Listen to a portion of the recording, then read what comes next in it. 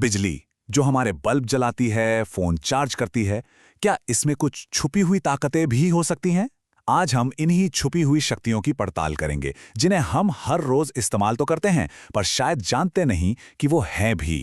तो हमारी ये कहानी शुरू होती है एक स्कूल के साइंस फेयर से, और यहाँ मिलते हैं मोहिनी और आकर्ष से, हमारी ही तरह जिज्ञासु और विज्ञान के रहस्यों को जानने के लिए एकदम तैयार। मेले में घूमते घूमते उनकी नजर एक ऐसी चीज पर पड़ती है जो उन्हें हैरान कर देती है। सोचिए, एक मामूली सी लोहे की कील जिस पर बस तार लिपटा है, वो पेपर क्लिप्स को एक असली चुंबक की तरह खींच रही है। आखिर ये हो कैसे सकता है? तो चलिए इस रहस्य को मिलकर सुलझाते हैं। ये साइंस फेयर का मॉडल एक पहेली जैसा है, और मोहिनी, आकर्ष और हम सब मिलकर इसका हल निकालने वाले हैं। तो आखिर ये जादुई कील काम कैसे करती है? सेटअप तो बड़ा सिंपल है। एक लोहे की कील, उस पर लिपटा हुआ कुछ इंसुलेटेड तार और एक बैटरी। स्विच ऑन करते ही कील चुंबक बन जाती है और पेपर क्लिप उठा लेती है, और जैसे ही स्विच बंद, सारी चुंबकीय ताकत गायब। ये तो बस एक मामूली कील रह जाती है। अब इस रहस्य को समझने के लिए हमें थोड़ा सा इतिहास में पीछे जाना होगा और उस वैज्ञानिक सिद्धांत को खोजना होगा जो इस चुंबकी कील के पीछे का राज है।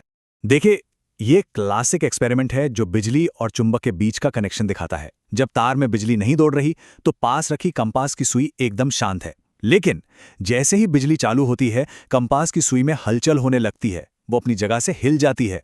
इसी को वैज्ञानिक कहते हैं विद्युत धारा का चुंबकीय प्रभाव। मतलब सीधी सी बात है, जब भी किसी तार से बिजली गुजरती है तो वो तार अपने चारों ओर एक मैग्नेटिक फील्ड बना लेता है, एक अस्थायी चुंबक बन जाता है। और इस कमाल की खोज का क्रेडिट जाता है हैंस क्रिश्चियन ओरस्टेड को। पता है, उन्होंने ये जानबूझकर नहीं खोजा था।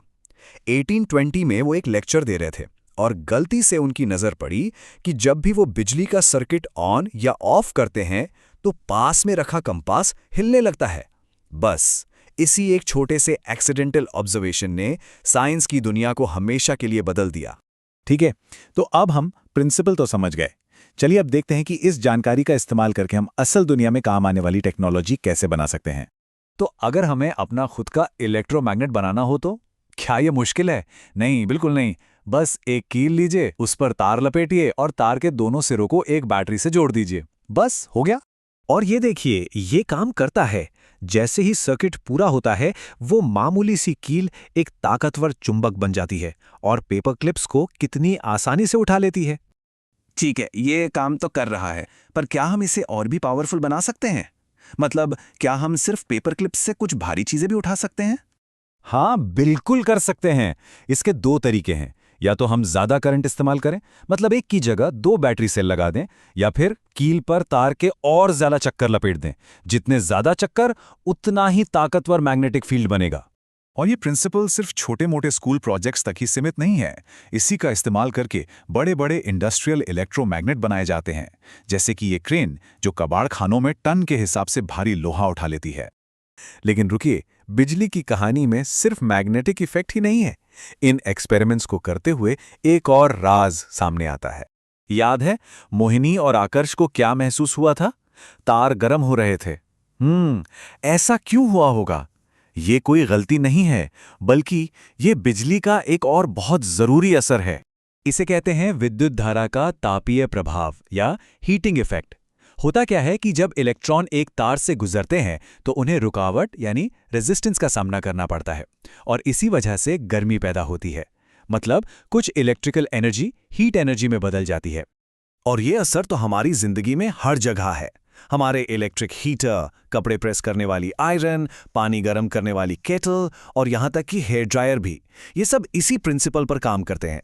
इनमें हाई रेजिस्टेंस वाले तार इस्तेमाल होते हैं जो बिजली को गर्मी में बदल देते हैं। तो हमने बिजली के असर की तो बात कर ली, मैग्नेटिक भी और हीटिंग भी, पर यह बिजली आ कहां से रही है? इन सभी एक्सपेरिमेंट्स को पावर देने वाला सोर्स क्या है? चलिए अब जरा बैटरी पर नजर डालते हैं। बैटरी का भी अपना एक लंबा और दिलचस्प इतिहास रहा है। इसकी शुरुआत हुई 1700 के दशक के आखिर में वोल्टाइक सेल से, जिसमें लिक्विड इलेक्ट्रोलाइट इस्तेमाल होता था। फिर आया ड्राई सेल, जिसमें पेस्ट जैसा इलेक्ट्रोलाइट था, और इसी वजह से टॉर्च जैसे पोर्टेबल डिवाइस बनाना मुमकिन हुआ। और आज तो हम रिचार्जेबल बैटरीज की दुनिया में जीते हैं, जो हमारे फोन से लेकर इलेक्ट्रिक गाड़ियों तक हर चीज को पावर दे रही हैं। और ये सफर यहीं खत्म नहीं होता। वैज्ञानिक अब सॉलिड स्टेट बैटरी जैसी अगली पीढ़ी की टेक्नोलॉजी पे काम कर रहे हैं। इनसे उम्मीद है कि ये और भी सेफ होंगी, बहुत तेजी से चार्ज होंगी और पहले से कहीं ज्यादा चलेंगी। तो आज हमने देखा कि बिजली से मैग्नेटिक फील्ड और गर्मी दोनों पैदा की जा सकती है। पर जाने से पहले एक आखिरी सवाल, अगर बिजली एक चुंबक बना सकती है तो क्या इसका उल्टा भी सच हो सकता है? क्या एक घूमता हुआ चुंबक बिजली बना सकता है? ये एक ऐसा सवाल है जो एक बहुत गहरे कनेक्शन की तरफ इशारा करता है, और असल में हमारी दुनिया को रोशन करने वाले जनरेटर इसी के आधार पर काम करते हैं। पर वो कहानी फिर कभी।